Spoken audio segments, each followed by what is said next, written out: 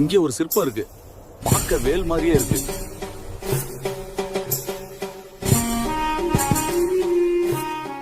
இங்க இருக்கிற செங்கல்லாம் வச்சு பார்க்கும்போது இதுதான் சங்க காலத்துல கட்டப்பட்ட ஒரு கோவில்னு தெரியுது. சார், நீங்கள் சொல்றத வச்சு பார்க்கும்போது இதுதான் முதல் முருகன் கோவிலா? ஆமா, இதுதான் முதல் முருகன் கோவில்.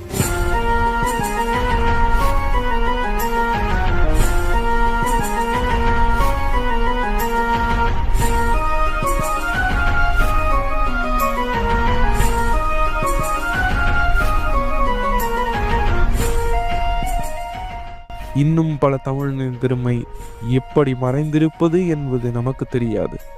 அதுவும் ஒரு நாள் வெளியே வரும். அதுவரை காத்திருப்போம்.